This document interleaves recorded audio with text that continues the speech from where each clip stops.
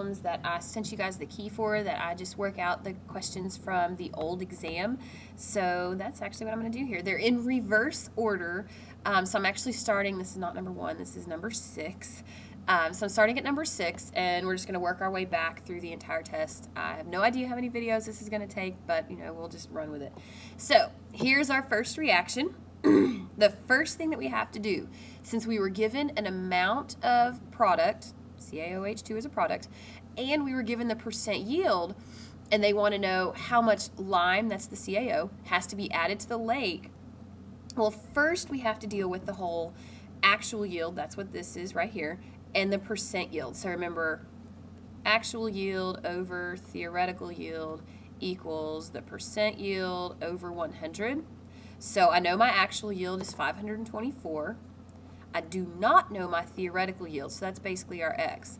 Our percent yield is 68.9 over 100, and so this works out to a theoretical yield of, in correct sig fig, 761 moles of calcium hydroxide.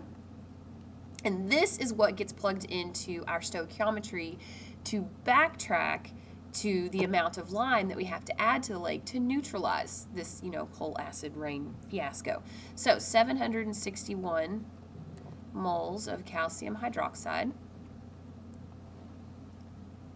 And we are going to convert this to, looks like, grams of lime. So first of all, we have our mole ratio, which is 1 to 1. And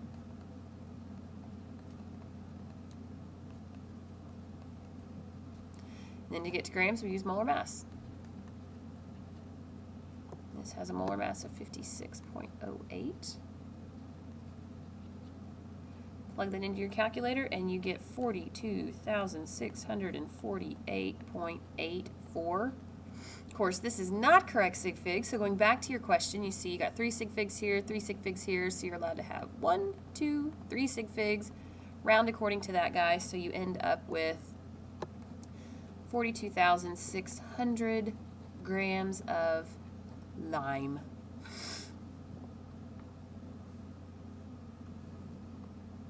Oh, whoa, what just happened?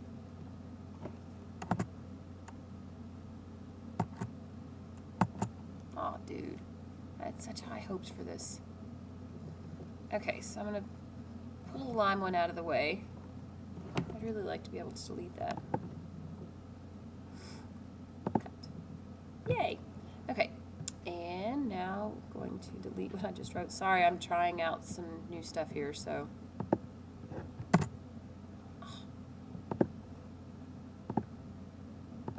Oh, I might not be able to delete my writing.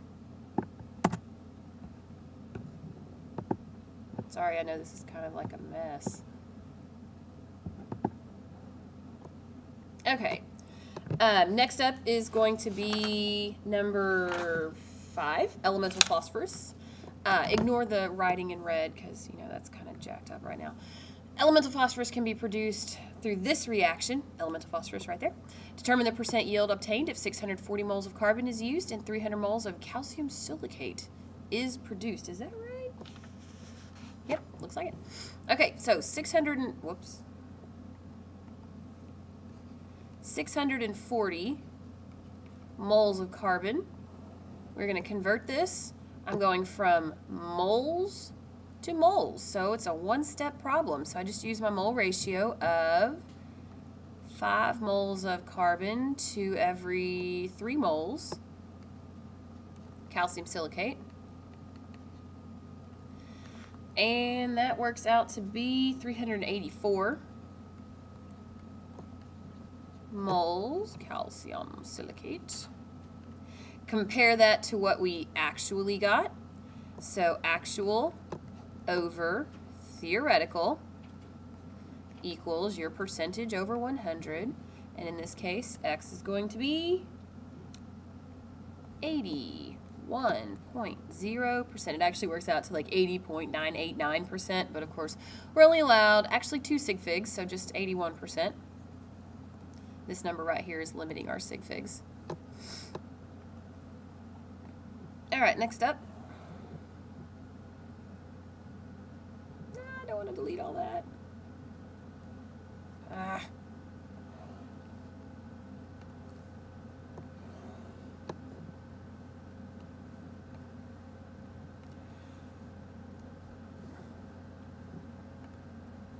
All right, number 4 talks about producing nitric acid, and they want to know what mass of nitrogen monoxide is formed in the reaction if we have 469 grams of ammonia and 2,080 grams of oxygen. So I have,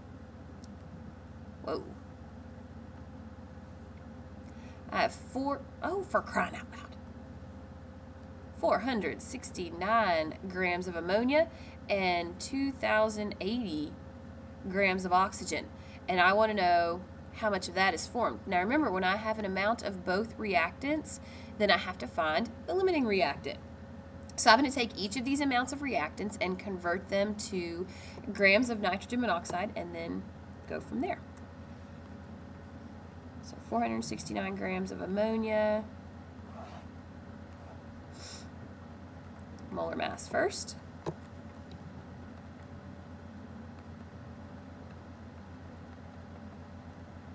Then we do mole ratio.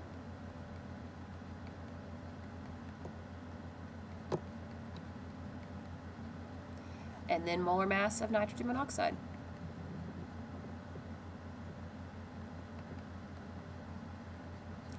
Plug that into your little calculator and you get 826 grams.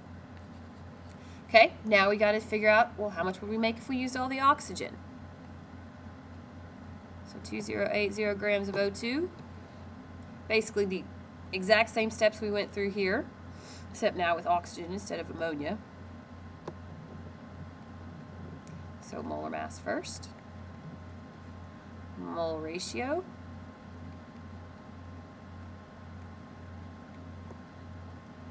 And molar mass again.